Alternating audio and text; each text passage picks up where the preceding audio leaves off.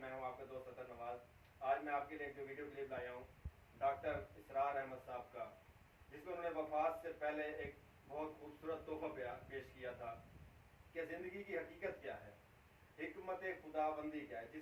اور اس ویڈیو میں جو میں آپ کو دکھانے جا رہا ہوں، اس میں انہوں نے اپنی بیماریوں کا ذکر کیا کہ مجھے کب کون سی بیماری ہے، اور اللہ تعالیٰ کی بہت سی تعریفیں بیان کی۔ آئیں، اس سے آپ کو بہت کچھ سیکھنے کا ملے گا۔ ویڈیو کو اینڈ تک دیکھیے گا تاکہ کوئی بات سکپ نہ رہ جائے۔ اس سلسلہ اجتماعات کے اعتبار سے الوداعی تحفہ ہوگا۔ اب میں آغاز کر رہا ہوں۔ پہلی بات، اس سبب میں 3 باتیں مجھے کہنی ہیں۔ سب سے پہلی بات یہ کہ زندگی کی سب سے بڑی حقیقت موت ہے۔ ہم بھلائے رکھتے ہیں، اپنے ذہن سے اسے دور رکھتے ہیں، لیکن واقعہ یہ ہے کہ زندگی کی سب سے بڑی حقیقت موت ہے۔ خدا کے منکر پیدا ہوئے ہیں، لیکن موت کا انکار کرنے والا تو کوئی پیدا نہیں ہوا۔ اس لیے میں نے آیت آپ کو سنائی، کل نفس ذائقۃ الموت، ہر ذی نفس کو موت کا مزہ چکھنا ہے، ہر جاندار کو موت کا مزہ چکھنا ہے۔ ثم الینا ترجعون، پھر ہماری طرف لوٹا دیے جاؤ۔ تو زندگی کی سب سے اہم حقیقت موت، اور موت کے بعد رجوع اللہ، آخرت، یہ سب سے بڑی حقیقت ہے۔ ایک حقیقت سب مانتے ہیں، سب جانتے ہیں، دوسری حقیقت کے اوپر پردہ پڑا ہوا ہے۔ میں نے اس اعتبار سے نوٹ کیا، یہ الفاظ قرآن میں 3 مرتبہ ہے۔ کل نفس ذائقۃ الموت، ہر جاندار کو موت کا مزہ چکھنا ہے۔ انبیاء اس سے مستثنا نہیں رہے، رسول اس سے مستثنا نہیں رہے، اولیاء اللہ مستثنا نہیں رہے۔ وقتی طور پر استثناء حضرت عیسیٰ کا ہے کہ ابھی وہ زندہ ہیں، لیکن عیسیٰ یاتی علیہ الموت، حضور نے فرمایا عیسیٰ پر بھی موت آئے گی۔ جب دوبارہ آئیں گے، زمین پر اتریں گے، پھر اس کے بعد ان پر موت وارد ہوگی، ان کی نماز جنازہ پڑھی جائے گی، انہیں دفن کیا جائے گا حضور کے پہلو میں، شادی بھی کریں گے، اولاد بھی ہوگی۔ باقی تو یہ ہے کہ کل نفس ذائقۃ الموت، سب کو موت کا مزہ چکھنا ہے۔ عیسیٰ بھی بالآخر اس سے مستثنا نہیں رہیں گے، بلکہ قرآن میں ایک جگہ کہا گیا ہے افإن مت فهم الخالدون، کیا ہے نبی، اگر آپ کا انتقال ہو گیا تو یہ کیا ہمیشہ رہیں گے؟ کون ہے دنیا میں جو ہمیشہ رہے؟ انتقال تو ہونا، آپ کا بھی ہونا ہے۔ انک میت وانہم لمیتون، یہ تو مختصر ترین الفاظ تھے۔ اس سے آگے بڑھیے، سورہ انبیاء میں فرمایا کل نفس ذائقۃ الموت وَنَبْلُوكُمْ بِالشَّرِّ وَالْخَيْرِ فِتْنَةً وَإِلَيْنَا تُرْجَعُونَ، ہر جاندار کو موت کا مزہ چکھنا ہے، اور اس سے پہلے پہلے ہم تمہیں آزماتے رہیں گے، خیر کے ذریعے بھی، بھلائی دے کر، صحت دے کر، دولت دے کر، اولاد دے کر، شہرت دے کر، اور برائی کے ذریعے سے بھی، تنگ دستی دے کر، بے عزتی دے کر، اہانت دے کر، ذلت دے کر، وَإِلَيْنَا تُرْجَعُونَ، اور پھر ہماری طرف لوٹائے جاؤ گے۔ یہ وہ دوسری حقیقت جو میں نے کہا کہ جس پر پردہ پڑا ہوا ہے، بہت بڑا پردہ ہے۔ لوگ یہی سمجھتے ہیں کہ یہی دنیا کی زندگی ہے۔ قرآن کہتا ہے إِنَّ الدَّارَ الْآخِرَةَ لَهِيَ الْحَيَوَانُ لَوْ كَانُوا يَعْلَمُونَ، یہ تو آخرت والی زندگی ہے جو اصل زندگی ہے، کاش کہ انہیں معلوم ہوتا۔ اس سے بھی زیادہ تفصیل سے یہ آل عمران میں آئی ہے، كُلُّ نَفْسٍ ذَائِقَةُ الْمَوْتِ وَإِنَّمَا تُوَفَّوْنَ أُجُورَكُمْ يَوْمَ الْقِيَامَةِ، ہر جاندار کو موت کا مزہ چکھنا ہے، اور پھر تمہیں پورا پورا تمہارا اجر اور بدلہ دے دیا جائے گا قیامت کے دن۔ فَمَنْ زُحْزِحَ عَنِ النَّارِ وَأُدْخِلَ الْجَنَّةَ فَقَدْ فَازَ، جو کوئی آگ سے بچا لیا گیا اور جنت میں داخل کر دیا گیا، وہ تو کامیاب ہو گیا۔ اللہم ربنا اجعلنا منہم، اللہم ربنا اجعلنا منہم، اللہم ربنا اجعلنا منہم۔ وَمَا الْحَيَاةُ الدُّنْيَا إِلَّا مَتَاعُ الْغُرُورِ، اور دنیا کی زندگی تو سوائے دھوکے کے سامان کے اور کچھ نہیں ہے۔ دھوکہ کس معنی میں؟ یہ تمہیں اصل زندگی سے غافل کر دیتی ہے۔ تم کہیں سفر پر جا رہے تھے، تمہارا کہیں گھر تھا، تمہیں واپس آنا تھا، تم راستے ہی میں کسی دلچسپی میں ایسے مگن ہوئے کہ گھر بار سب بھول گئے.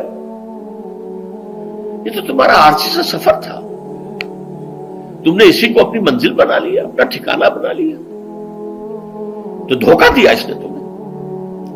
ویسے دنیا کی زندگی دھوکہ نہیں ہے، بڑی حقیقت ہے. اس لیے کہ حضور نے فرمایا انما الدنیا مزرعۃ الآخرہ، یہ دنیا آخرت کی کھیتی ہے، یہاں بوؤ گے تو وہاں کاٹو گے، یہاں کچھ کمائی کرو گے تو وہاں اس کا بدلہ ملے گا. اس اعتبار سے دنیا بہت بڑی حقیقت ہے، ایک ایک لمحہ بہت بڑی قیمتی شے ہے. لیکن اگر یہ دنیا تمہیں آخرت سے غافل کر دے تو اس سے بڑا دھوکے باز ہو کوئی نہیں. یہ اصل دجال ہے. میں نے تقریباً 60 برس کی عمر کو جب میں پہنچا تھا تو موت کا انتظار شروع کر دیا تھا. میرے قریبی احباب کو معلوم ہے، میں کہتا رہا، یہ بھی کہتا رہا کہ بھائی میں اپنے حصے کا کام کر چکا ہوں. جتنی صلاحیت اللہ نے دی تھی، جتنی بھی میرے اندر استعداد تھی، میں اس کو بھرپور طریقے پر استعمال کر چکا ہوں. دم واپسی برسر راہ ہے عزیز و اب اللہ ہی اللہ ہے، یہ میرا معاملہ رہا ہے 60 برس کی عمر سے. اس کے بعد اللہ نے مزید 14 برس دیے ہیں. یہ نافلۃ لک کے درجے میں کہتا ہوں، اس کا اللہ کا عطیہ خصوصی ہے، نفل ہے. ہمیشہ کہتا رہا مسنون زندگی تو 61 برس ہے ہمارے حساب سے. علامہ اقبال کے بارے میں سنا ہے کہ رویا کرتے تھے کہیں میری عمر حضور کی عمر سے زیادہ نہ ہو جائے. وہ 6 مہینے کم ہی رہی ہے حضور کی عمر سے. جو حضور کی عمر تھی وہی حضرت ابو بکر کی، وہی حضرت عمر کی، وہی حضرت علی کی. ہاں حضرت عثمان 82 برس کے ہوئے ماشاءاللہ. پھر یہاں کے مجددین میں سے وہی عمر حضرت شیخ احمد سرہندی کی، وہی شاہ ولی اللہ دہلوی کی. ہاں شیخ عبدالحق محدث دہلوی رحمۃ اللہ علیہ 82 برس کی عمر. لیکن یہ میں کہا کرتا تھا مسنون عمر تو 61 برس ہے. جسے ہم 63 کہتے ہیں وہ اصل میں ہمارے حساب سے 61 بنتا ہے. وہ 63 قمری ہے، جو 9 دن کم ہے. قمری سال جو ہے وہ شمسی سال سے. بہرحال میں اس وقت سے منتظر تھا، لیکن جو بھی وقت اللہ نے دیا ہے اللہ کا شکر ہے وہ مفید کاموں میں لگا ہے. ان میں خاص طور پر میں سمجھتا ہوں کہ اللہ کا مجھ پر سب سے بڑا احسان، اور مجھے پر نہیں، بہت بڑے پیمانے پر لوگوں پر جو احسان ہوا ہے، وہ میرا 1998 کا دورہ ترجمہ قرآن جو کراچی میں ہوا تھا. 1998 کے مارچ میں میرا بڑا آپریشن ہوا، دونوں گھٹنے تبدیل کیے گئے. لیکن 98 کے آخر میں، حالانکہ میں چل نہیں سکتا تھا، کراچی میں مسجد جو ہے اونچی ہے، دوسری منزل پر ہے، تو خاص ریمپ بنایا گیا جس کے ذریعے میں ویل چیئر پر مجھے لے جایا جاتا تھا. میں نے درس دیا. اس درس کی گزشتہ چند سالوں سے پوری دنیا میں جو گونج ہوئی ہے اللہ کے فضل و کرم سے، اللہ کا کوئی حکمت خداوندی اس کے ساتھ وابستہ ہے. اس میں میرے کسی کام کو دخل نہیں ہے، میری کسی کوشش کو دخل نہیں ہے. میں نے تو جو درس میں دیتا آ رہا تھا سن 85 سے دورہ ترجمہ قرآن، البتہ یہ بات ضرور ہے کہ میں نے محسوس کیا تھا کہ سن 98 کے اس درس میں دورہ ترجمہ قرآن کے مجھے خصوصی انشراح حاصل تھا. میری ساری گفتگو کا حاصل کیا ہے؟ دیکھیے، نظریاتی تحریکوں کا تعلق اشخاص سے نہیں ہوتا. ٹھیک ہے، کوئی اس کا داعی ہوتا ہے، کوئی اس کا مؤسس ہو جاتا ہے، کوئی اس کا آغاز کرنے والا ہوتا ہے، لیکن نظریاتی تحریک افراد سے وابستہ نہیں ہوتی. افراد آتے چلے جاتے ہیں اپنا اپنا حصے کا کام کر کے، جس کو جتنا مقدر ہے، جتنی اللہ تعالیٰ کی طرف سے توفیق ہے، وہ اپنا کام کرے گا، چلا جائے گا. یہ چمن یوں ہی رہے گا اور ہزاروں جانور اپنی اپنی بولیاں سے بول کر اڑ جائیں گے. مبارک ہیں وہ لوگ جنہیں قرآن کی بولی بولنا نصیب ہو جائے. وَإِنْ يَحْسَبُ أَنِّي مِنْهُمْ، مجھے گمان ہے، اللہ کا فضل ہے کہ میں ان میں سے ہوں. میں نے قرآن کی بولی بولی ہے، اور قرآن مجید کو جیسا کہ وہ ہے ایز اٹ از، اپنے کو مذمومہ خیالات، اپنے کوئی ذہن سے زائدہ نظریات کو میں نے اس میں دخل نہیں دیا، جسے انگریزی میں آپ آبجیکٹیولی کہتے ہیں. خالص معروضی طور پر قرآن کو پڑھا ہے، قرآن کو قرآن سے سمجھا ہے، یا پھر سیرت رسول سے سمجھا ہے. میں لفظ سنت کی بجائے سیرت استعمال کر رہا ہوں. قرآن مجسم حضور تھے صلی اللہ علیہ وسلم، اور حضور کی سیرت اور حیات جو ہے وہ قرآن مجید کی اصل تفسیر ہے۔ یہ حقیقت بھی بہت کم لوگوں کے علم ہے۔ وہ احادیث کا نام تو لیتے ہیں، احادیث بھی ہے، سیرت بھی تو احادیث ہی سے ہمیں ملتی ہے، لیکن میں خاص طور پر سنت یا حدیث کی بجائے سیرت کا استعمال کرتا ہوں۔ قرآن کی دو سورسز ہیں، قرآن خود اور سیرت رسول صلی اللہ علیہ وسلم۔ بہرحال انشاءاللہ العزیز یہ کام بڑھے گا، چلے گا، یہ میں ابھی بعد میں عرض کروں گا۔ دوسری بات جو میں نے آیت پڑھی آپ کو، وَمَن نُعَمِّرْهُ نُنَكِّسُ فِي الْخَلْقِ أَفَلَا يَعْقِلُونَ، بہت بڑی حقیقت زندگی کی یہ بھی ہے، جس کی ہم عمر زیادہ کر دیتے ہیں اس کی خلقی صلاحیتوں میں کمی کر دیتے ہیں۔ موٹی بات ہے، بڑھاپا آئے گا، ہمیشہ کی مانی ہوئی بات ہے۔ اگرچہ جوانی میں آدمی بڑھاپے کا تصور نہیں کرتا، لیکن بڑھاپا آنا ہے، یہ بھی ایک حقیقت ہے موت کی طرح۔ غالب نے کہا تھا مزمحل ہو گئے قوائے غالب، اب عناصر میں اعتدال کہاں۔ ایک صاحب نے مجھے شعر سنایا تھا، ابراہیم صاحب تھے ٹونک کے رہنے والے، ذوف پیری بڑھ گیا جوش جوانی گھٹ گیا، اب عصا بنوائیے نخلے تمنا کاٹ کر۔ یہ تمنائیں جو ہیں طول العمر، انہیں کاٹو، اب گئی جوانی، امنگوں والا دور گیا، اور یہ جو تمناؤں کا پودا ہے اس میں سے لکڑی لے کر عصائے پیری بنوا لیجیے۔ اب بڑھاپے کے لیے ایک عصا درکار ہے۔ بڑا پیارا شعر ہے، ذوف پیری بڑھ گیا جوش جوانی گھٹ گیا، اب عصا بنوائیے نخلے تمنا کاٹ کر۔ ابھی 2-3 دن ہوئے ہیں یہاں پر جو خانہ فرہنگ ایران ہے اس کے ڈائریکٹر آئے تھے، انہوں نے فارسی کا ایک شعر سنایا، بڑا پیارا شعر ہے، در جوانی گفتم کہ شعر شعرست اگرچہ پیر بود۔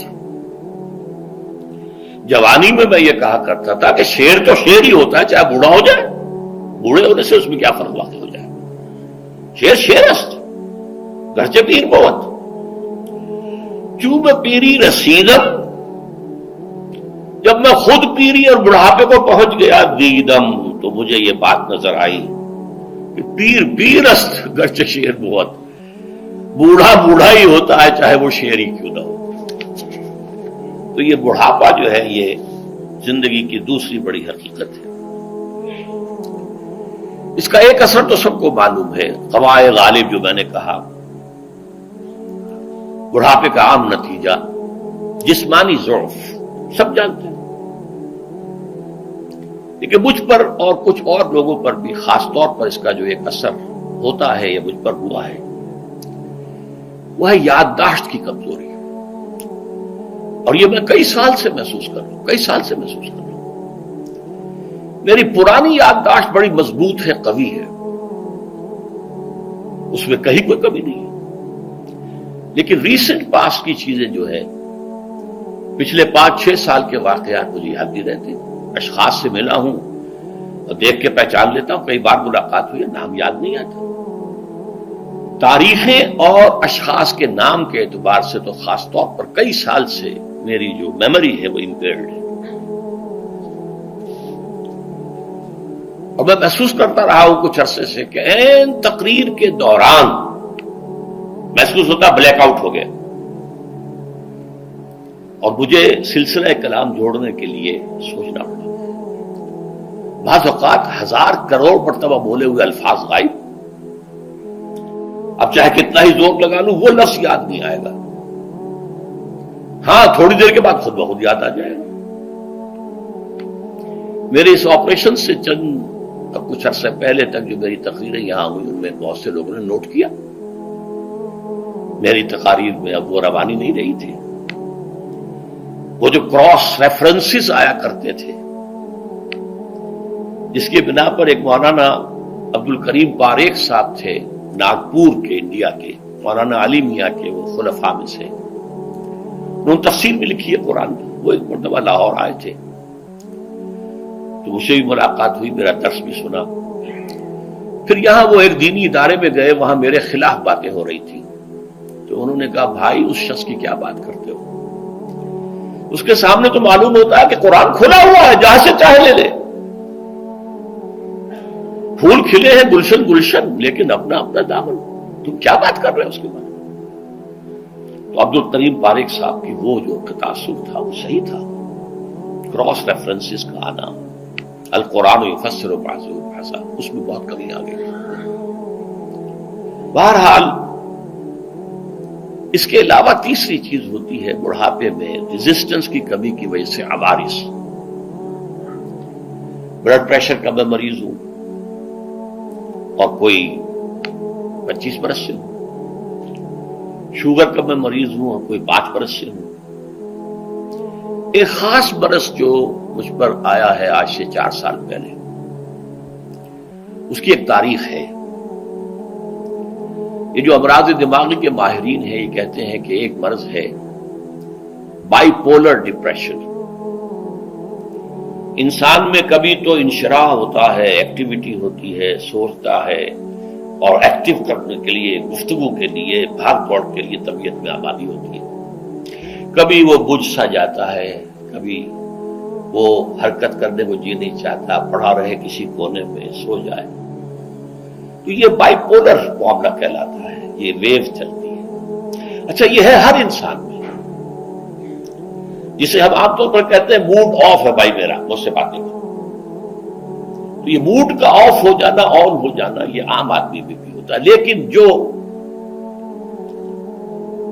اللہ کے کسی فضل و کرم سے زیادہ ذہین ہو، زیادہ حساس ہو، ان میں پھر یہ جو ویو ہے یہ زیادہ اونچائی زیادہ نیچائی، زیادہ اونچائی زیادہ نیچائی، اور اس کو پھر ہم کہتے ہیں مرض، بائی پولر۔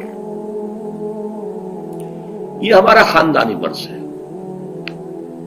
والد صاحب کا تھا، بڑے بھائی اظہار احمد صاحب کو ہوا، میری بڑی ہمشیرہ کو ہوا۔ عام طور پر اس کی عمر ہوتی ہے اور ہوتی تھی، 3 تجربے مجھے ہیں، والد صاحب کو 13 برس میں نے اٹینڈ کیا ہے اس بیماری میں، سن 52 سے 65 تک جب کہ ان کا انتقال ہوا۔ تو یہ عام طور پر شروع ہوتا ہے 50 برس کے لگ بھگ۔ میری عمر جب 50 برس کے لگ بھگ ہوئی تو مجھے کئی مرتبہ محسوس ہوا کہ میری تقریر کے دوران سوئچ آف ہوتا ہے۔ ایک مرتبہ سن 70 میں میری یادداشت کئی گھنٹوں کے لیے بالکل ضائع ہو گئی، اس کا میں نے تذکرہ کیا ہوا، میری کتاب ہے حساب کم و بیش۔ جو کیفیت مجھ پر گزری تھی، جس کرب کے عالم میں وہ چند گھنٹے مجھ پر گزرے تھے، میں انہیں الفاظ میں بیان نہیں کر سکتا۔ آدمی خراب ہے، نہ ابتدا کی خبر ہے، نہ انتہا معلوم، کچھ بھی نہیں۔ میں جب 50 برس کا ہوا اور یہ ایک مرتبہ مجھے جھٹکے لگے مسجد سمن آباد کے اندر، تو میں نے ڈاکٹر رشید چودھری صاحب سے، وہ میرے والد صاحب کے بھی معالج رہے تھے، میں نے ان سے کہا کہ یہ ڈینجر زون میں داخل ہو گیا ہوں۔ ان کا نہیں، آپ کو یہ نہیں ہوگا، اس لیے کہ آپ اللہ کے کتاب کی خدمت کر رہے ہیں۔ تو ان کی یہ بات پارشلی ٹروتھ نکلی کہ 70 برس کی عمر میں مجھ پر یہ 20 برس اللہ تعالیٰ نے مجھے اس میں ایک بونس دے دیا۔ 70 برس میں ظہور ہوا، اس کا ایکسائٹنگ کاز بنا ہے افغانستان میں جو حادثہ ہوا طالبان کے ساتھ۔ اتنا صدمہ مجھے تھا، ایک دم بیٹھ گیا، ایک دم بیٹھ گیا۔ جی تو فرینڈز، آپ نے یہ ویڈیو دیکھی، آپ کو کیسی لگی آپ مجھے ضرور بتائیے گا، کمنٹ سیکشن میں بتائیے گا۔ امید ہے کہ اس سے آپ کو بہت کچھ سیکھنے کا ملا ہوگا۔ اگر ابھی تک آپ نے میرا چینل سبسکرائب نہیں کیا تو جلدی سے میرے چینل کو سبسکرائب کر لیجئے اور ساتھ ہی بیل کے آئیکن کو دبانا مت بھولیے گا تاکہ نئی ویڈیو آپ تک پہنچ جا سکے۔ بہت شکریہ۔